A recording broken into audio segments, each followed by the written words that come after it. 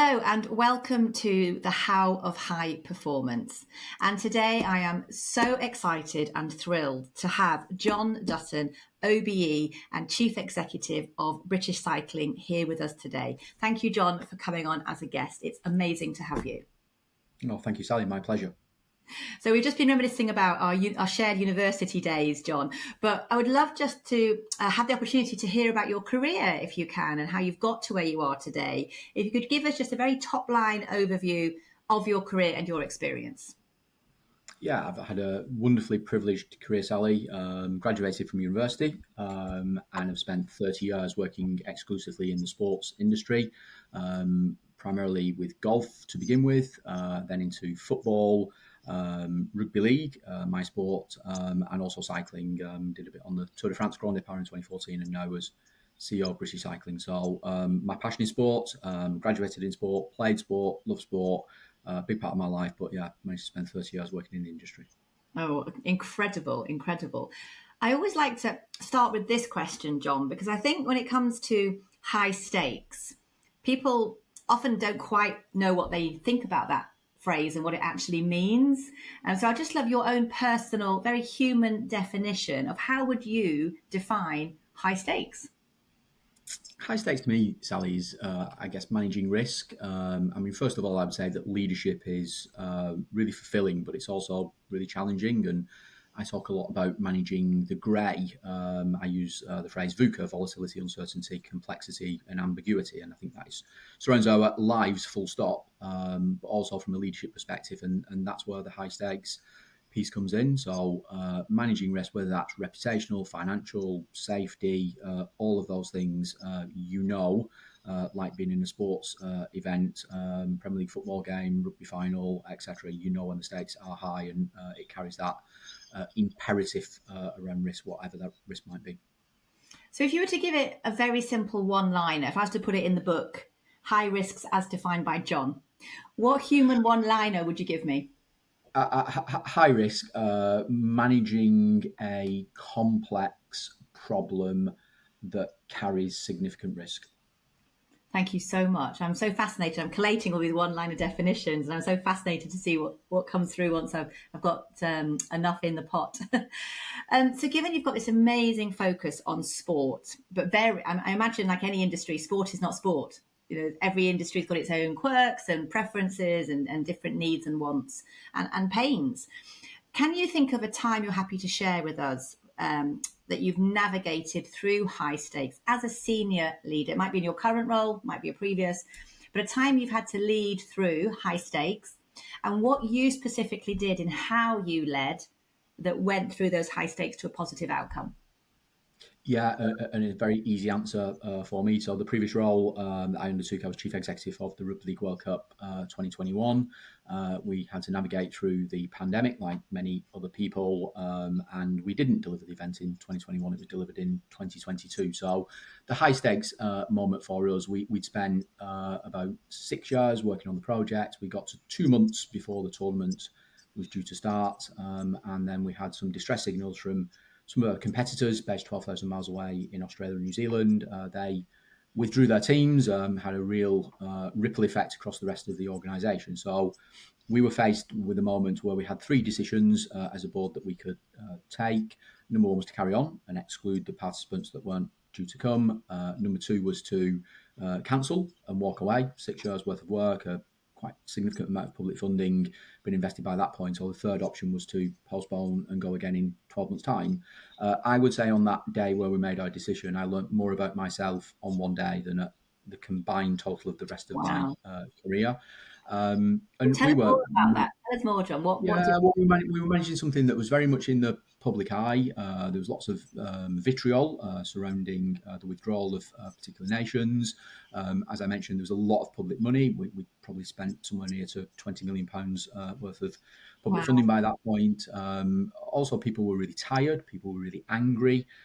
We had all of the surrounding pandemic. Obviously, people had lived through lockdowns and all the rest of it. So it was a really challenging time. And as an individual, as chief executive, I had to bring the board together. The board consisted of 9 people.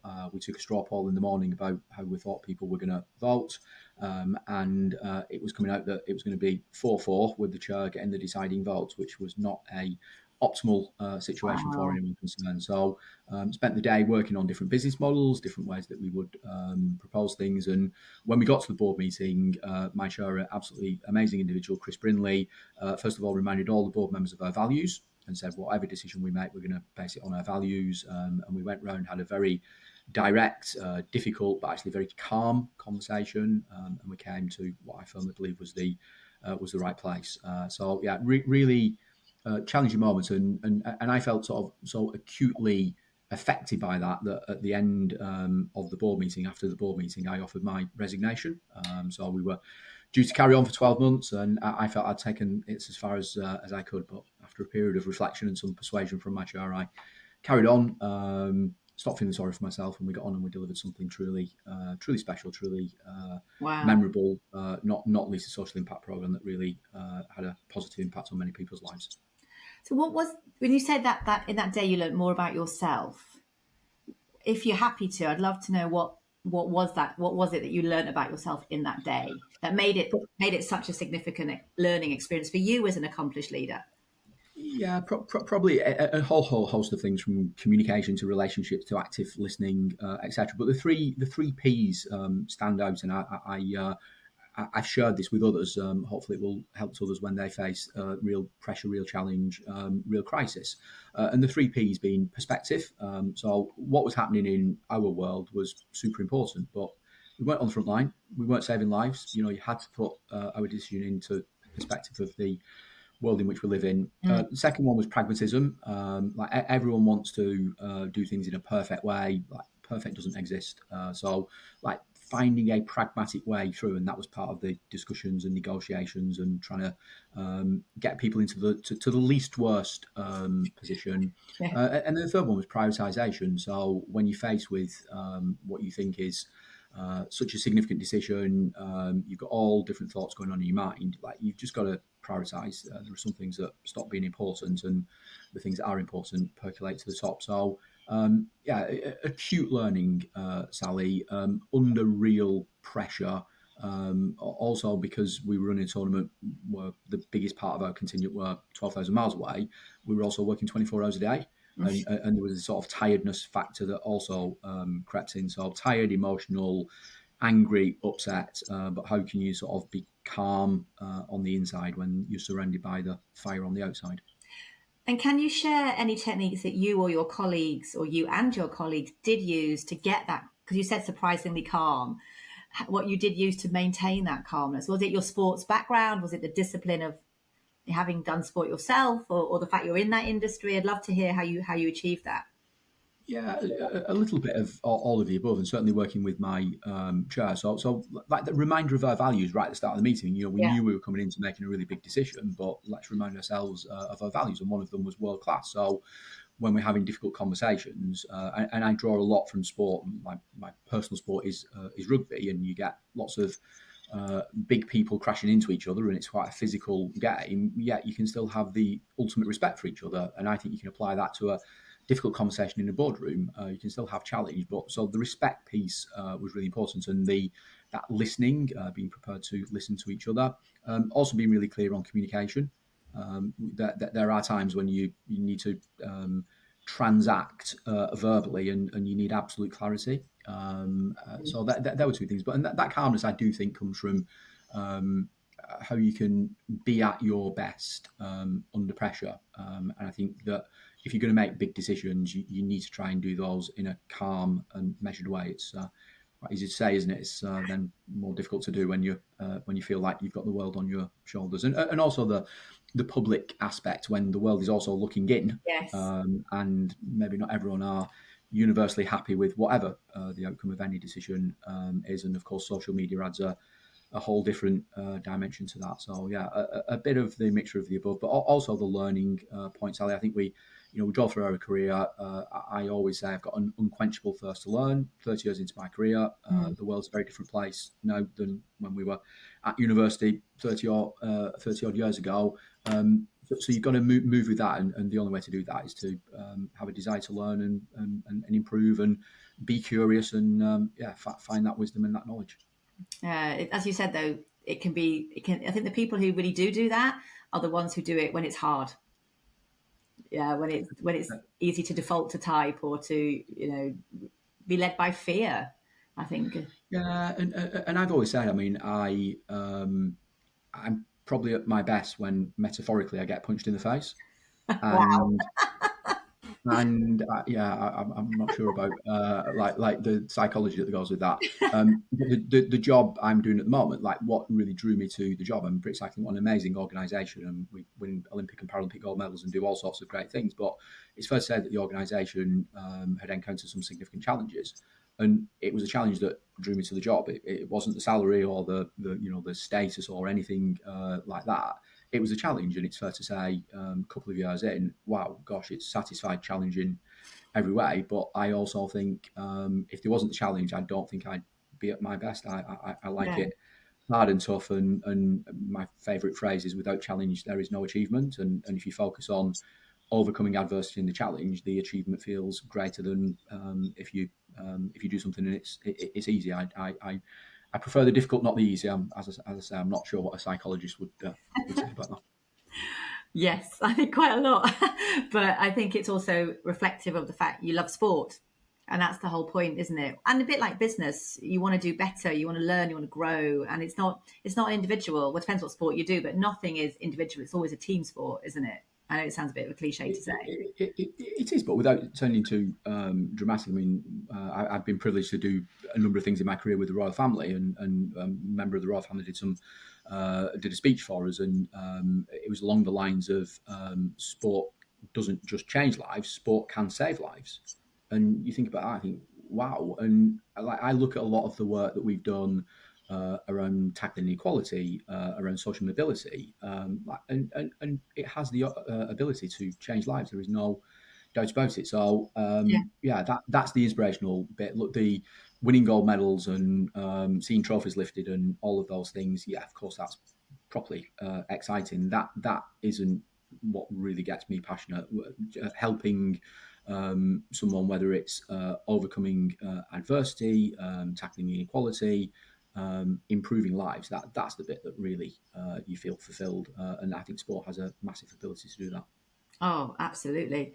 And that sort of leads me quite nicely into my next question, because I think it's really important and helpful to learn about leadership and high stakes. But I think at our peril, we forget that people are human and life is high stakes a lot of the time. As you said, lifting people through difficult moments, social mobility. And if you're willing, John, what I'd love to do is ask you if you're happy to share from a personal perspective a high stakes moment in your own life that you came to you and you were able to work through it, and what techniques or strategies you used in your own life to get through a high stakes situation. Yeah, I guess maybe going a slightly different direction to some of the other people that you've interviewed. So I started my professional career. I worked on the European Golf Tour, which was amazing. Every week we were in a different location. I was 22 years old, given my schedule of Thailand, Dubai, Qatar, Morocco, follow the sun, do that for 12 months, then do it again and again and again. And I did that for almost 6 years. And towards the end, I met my wife and we wanted to start a family. And that life of being away from home pretty much all the time was not that conducive to a healthy relationship and some of the things that we both wanted to do. So I had to then back myself, and the nature of the tour is pretty much the time off you got was defined. It was at the end of the year, and you just kept going and going and going. So we got married, we bought a house, we decided to start a family, and I said, look, I need to leave this job. The only way to do it is I need to resign, with nothing else to go to, because part of the challenge, as I was unable to have the time off to go to job interviews. Yes. And it was just one of those moments when you're, mid-20s and you've got a job, but all of that just had to stop to allow myself the time to go and seek employment and attend interviews and be available. And probably 12 months into paying a mortgage, that was quite a big deal. I bet. Why did I do that? I did that because I backed myself, and I'm fully supported by my family. I had amazing family support throughout the whole of my career, and that, as I say, probably not quite as radical as other people who might talk about death and tragedy and other adversity. But that for me was quite a pivotal moment in my professional career. It was because I believed in myself, other people believed in me, and I made that decision, and I've never really looked back since then. I really applaud that because I think it's easy to forget, not to age you and I too much, but at that stage of careers, it wasn't the done thing to kind of just go, "Hey, I'm going to go and find my destiny," and to take what was a huge risk when Yeah, people actually preferred much more conservative ways of managing change back then, didn't yeah, they? yeah, It was not the absolutely. norm as it is, I think, today for people to be much more gung ho. Not that that's gung ho; it's well thought through and at the right time. But yeah, I really understand what it takes from the inside to have the bravery to go. I am gonna back myself and let go of all the security and also the restrictions because it's very liberating, but also terrifying. I've done similar things myself Absolutely. and have that belief. How did you get that self belief to actually do it? 'Cause a lot of people talk about it, wish they had have done it, but don't actually press go and like blow up the security belt. What Yeah, gave you that belief, John? yeah. I mean, I'd probably take a step back. Growing up, I always wanted to be a professional athlete. Rugby is my sport. I quite fancy myself playing professional rugby. I played one game. I realised I was neither good enough nor brave enough, and pursued a career in sport and did a degree in sport management. Came out of it, joined the European Golf Tour. So all of those component parts were working really well. But it was that self belief probably born out from I was really clear on my mind, and really super determined. And it was probably that because I couldn't live my dream of being a professional athlete, I wanted to live my dream of working in sport, and I'd had my first step on the ladder. So yeah, combination of self belief being born from determination, desire, yeah, and just backing yourself. Yeah, it's. I think if and when people find that bravery, that then you change your life, don't you? It's not always easy. It's not always easy, but you grow and you get the world is richer as a result of it, without a 100%. doubt. So if we're looking at, we've talked about leadership, we've talked about managing through huge challenges, personal bravery. If we were to bring those lessons, life and leadership lessons that you've had that experience of so far, John, and I'm sure we'll have a lot to come still. Are there any kind of key lessons, practical nuggets of how you led? Because I'm all around mastering how you lead, especially when it's high stakes to be a high performer. Any key things you can distill down into sort of 3 to 7 key practical bits of advice around if you're a senior leader watching or reading this is some good advice you might want to listen to.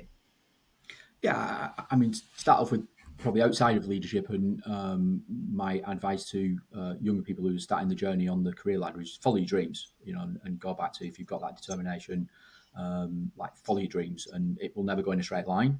You have to navigate through that, but never lose sight. If you have a particular passion, then follow your dreams. I think from a leadership perspective, I'm a true believer in leadership is how you make people feel, and constantly need to remind ourselves that we are human beings, and human beings are vulnerable. You never quite know what's going on in people's lives outside of work. We see a lot of each other in work. So having empathy, having high emotional intelligence is really critical in terms of how you make people feel. I think I've talked about my favourite quote without challenge. There is no achievement. I throw another one in, which is the shortest answer is doing, and it probably goes back to that pragmatism piece, Sally. Like I work in a world where a lot are around events where they have a start, a middle, and an end.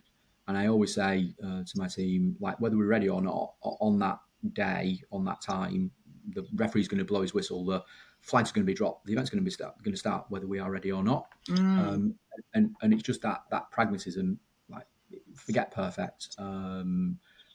You've just got to get yourself ready. So, like the shortest answer is doing, and I've been a firm believer in that.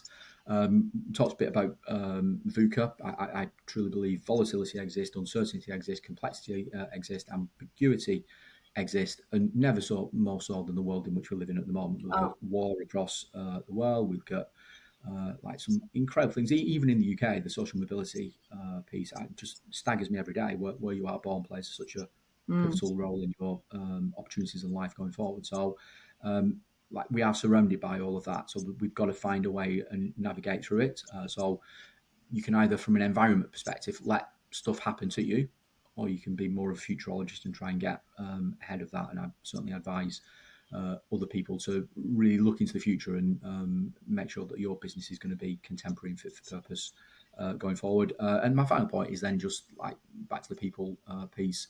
Surround yourself with just high quality people, because gosh, it doesn't half make things easier. And in my career, there are a number of people that I've worked with who are wonderful human beings, the right values, the right outlook on life, and if you can surround yourself with those, then yeah, that they will make you look good, and they will be part of your own success. But it's amazing to learn, work, and I have my soft contract with my senior team here at British Cycling is TLC, not quite tender loving car, trust, the most fundamental part of any relationship, a superpower, an absolute superpower. Also, when trust is broken, then you know you're in a really bad place.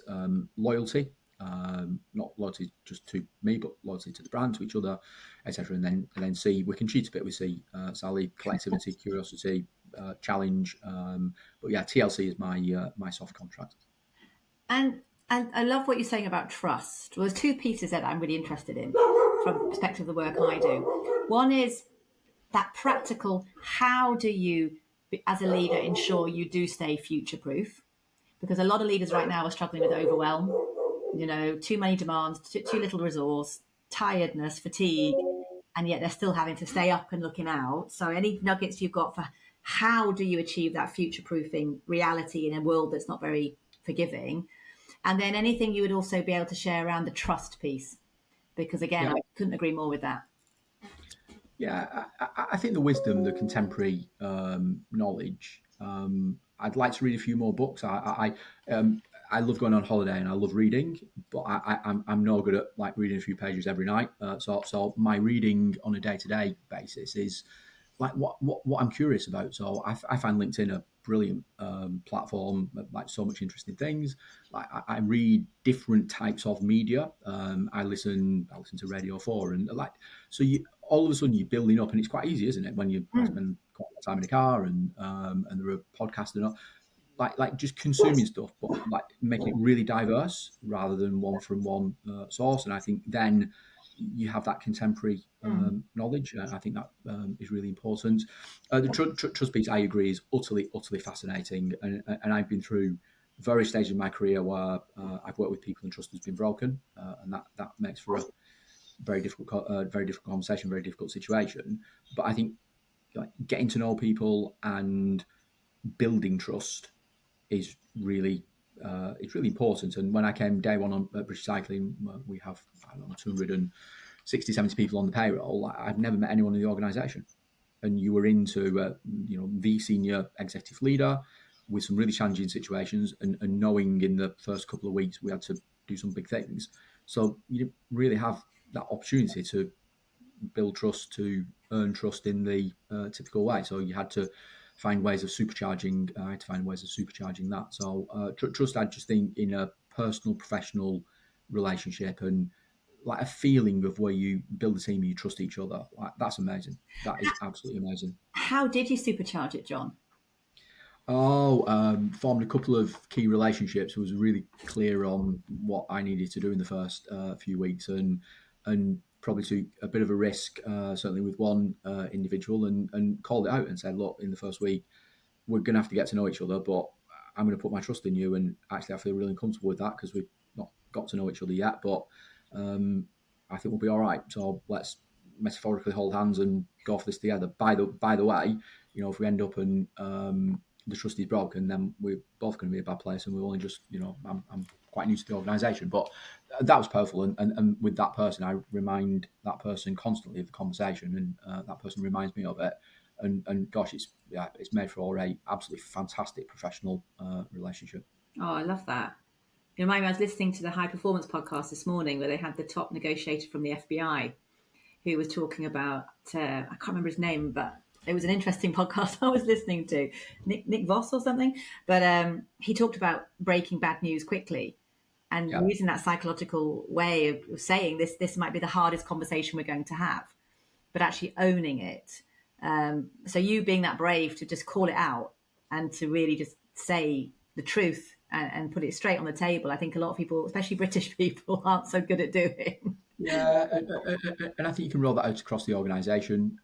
Sally, so in my first few weeks here, I had to deliver some bad news to the organisation, and you've got to be a role model. I would never, as a leader, ask anyone to do anything that I wouldn't be prepared to do myself. And like, leadership can feel quite lonely, particularly at moments where though you've got to stand up and maybe tell people that redundancies are on the way, or whatever the that bad news is, and as a human being that's really going to impact people in a negative way, but also like creating ambiguity and more uncertainty is definitely fueling that is poor leadership. So I think being clear, nipping things in the bud, being a role model are all really important. Yeah, because no one likes a vacuum, do they? That's even more dangerous because you can't control Absolutely. it either. So Absolutely. if I was to put pressure on you to come to the mic drop moment, Jon, where I'm saying, wow, what so many nuggets you've shared with us and so naturally. So thank you so much for the inspiration and the learning so far. But if I said, right, Jon, you're only able to tell the world, especially senior leaders who are in C-suite roles themselves, going through high stakes, who are also high performers, what's the one piece of practical advice around how they lead in those times? That if you, as your legacy, could just lay down one piece of advice, I'm building up the pressure, aren't I? What would that be in very human, natural language? Yeah, probably we've covered it, Sally. I would urge leaders to keep a sense of perspective, I like and I just think that's so important. We live in a crazy world. We see our children grow up in a different environment to when we grew up. We see some of the economic challenges and health challenges and so on and so on. When you're in the boardroom, when you're sat around the executive table, like, just keep things in perspective. We're human beings, we're vulnerable, and there is a life outside of work as well. I could not agree more. Jon, it's been a joy to have the privilege of coming into your world and for you to so generously share your experiences with us all. So thank you so much. My pleasure. Thank you.